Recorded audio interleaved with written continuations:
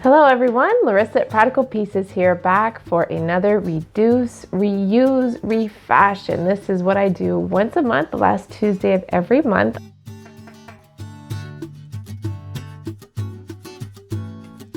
I take something and just make it new, and it's particularly related to fabrics, maybe refashioning an item of clothing or some sort of accessory that we have, a purse, a belt. A super fun time for me to share with you the way I like to create and make use of things that we might have around our home or we could easily find at a garage sale, thrift store, and so on. Today I'm hitting on a classic Americana type thing. We have bandanas. I just love bandanas. They are purposeful for hair, for scarves, for cleaning, hankies, and even making items like clothing. I'll show you what I made some from for a skirt for my little girl. And today we're focusing primarily on these drawstring bags. Super, super handy, super cute, but the best part is about these, you can make them huge for your home to say, let's say, store toys like your kids' Legos, your blocks, your little cars, things like that. You can make them even small, such as this is I have a little jewelry pouch. This is a little different. I'll go into more of that in a minute. But before I go on, I'm from practicalpieces.com, so I'd love for you to head over there and you can subscribe to my free email newsletter.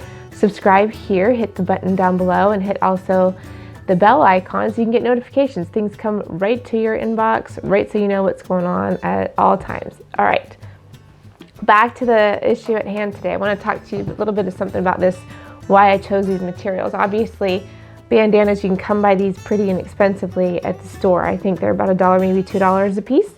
And aside from them being fashion accessory, you can turn them into clothing, you can and do what I'm doing here. They come in all sorts of colors, all sorts of styles. It's 100% cotton, so it's eco-friendly.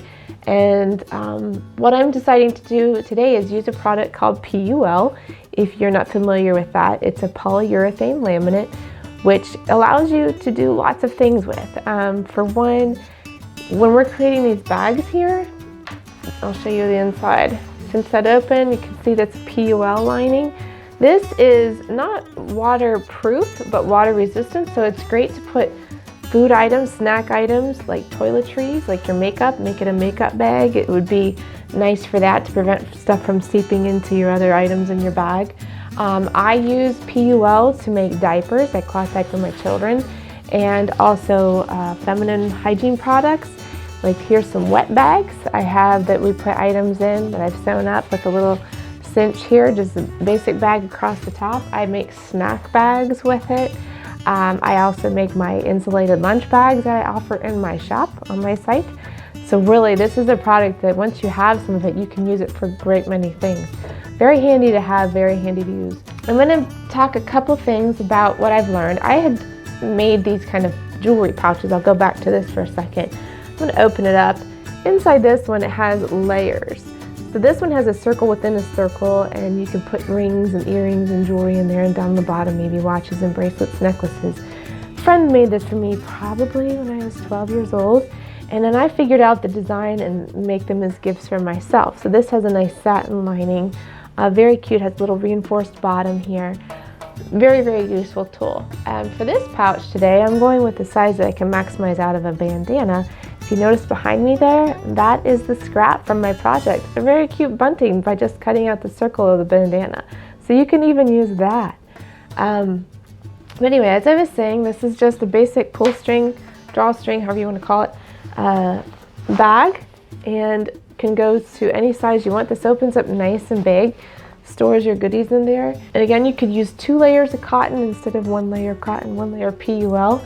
But I'm just going to go over the basic steps, how to give you the gist of this. When I cinch this one, notice how it makes this cool tight top. Now I've seen lots of tutorials, and I even tried it just to kind of demonstrate. Where they cinch at the top edge, they don't make the gusset that goes around to cause that ruffling at the top. And what's wrong with this? Do you see the hole? That's as tight as this is going to go, and some people will sew a flap and snap it over. I just don't think that's as functional. I like this better. Holds it nice and tight, nothing's gonna dump out. This is totally fine if you'd rather not do the gusset around there, but it's really only a matter of moving the stitching down a little bit. So I'm gonna go over that with you, show you how to do this. Let's have at it.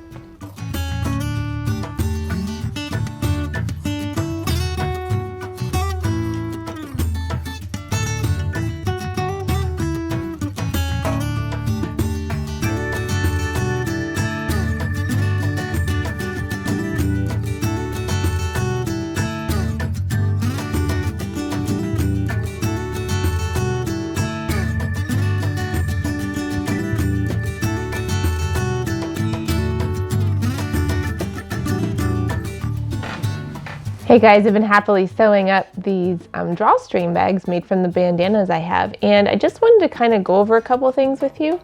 First of all, one of the items we're using is the PUL, the polyurethane laminate fabric. You could also use laminated tablecloth or something like that, oilcloth, anything like that, or just another layer of cotton. It just depends on what your use for this is. But I just wanted to say a couple things. I love these little clips that are wonderful for PUL because the less holes the better. I don't know if you can see that there. Clamps on, doesn't make a hole, hold your fabric nice and tight, so you're not making extra holes there. And then these pull stops, cord stops, see that there? Squish it, opens up, you insert and then can slide. You've seen these on backpacks and all kinds of hardware. I have these in assorted colors, pack I bought. I'll have all the links to all the items I'm using down below so you can find them too, also over on my blog post. But these are super handy too to make it fun. They're assorted color and you can mix it up. One other thing, I'm demonstrating most of this through video and also or still photos. That way you can kind of see things slowly and kind of take it all in. Here I have my bandana circle.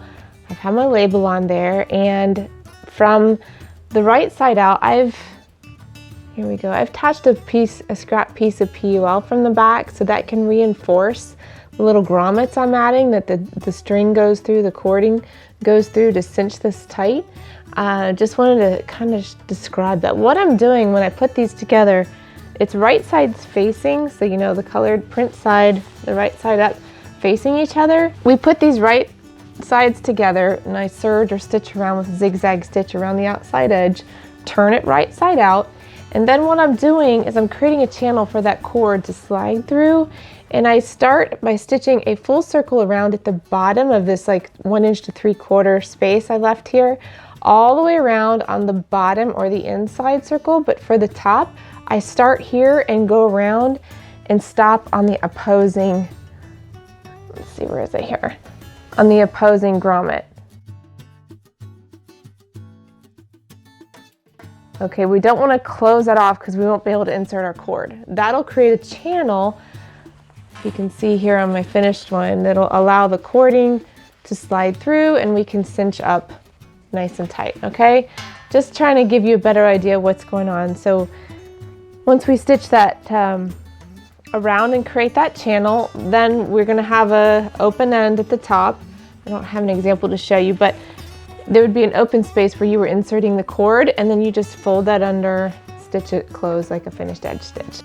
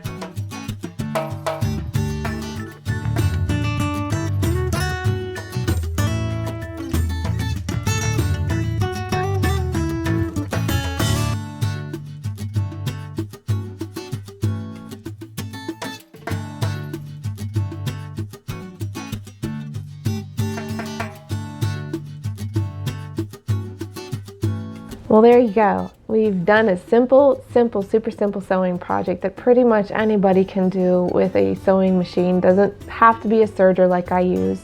I do have everything, the products I'm using down below, links to all that. So be sure to check that out. Again, you can head to my blog, prodigalpieces.com, where I have the tutorial in written form for you, and you can see all the other projects I have for you there as well. I hope you've enjoyed this. I hope that this would be fun. This would be fun to make as a gift. Let's say fill an Easter basket or a birthday gift, stuff it with some money inside for a graduate. They can take this to school. I just can't say enough how many different things you can do. So if you have any questions, please leave them down below. I'd love your feedback on it. What would you use one of these for? How would you implement it into your home? Maybe what kind of material would you use to make it different and make it snazz it up a bit? But anyway, until next time, it's Larissa at Prodigal Pieces. Bye.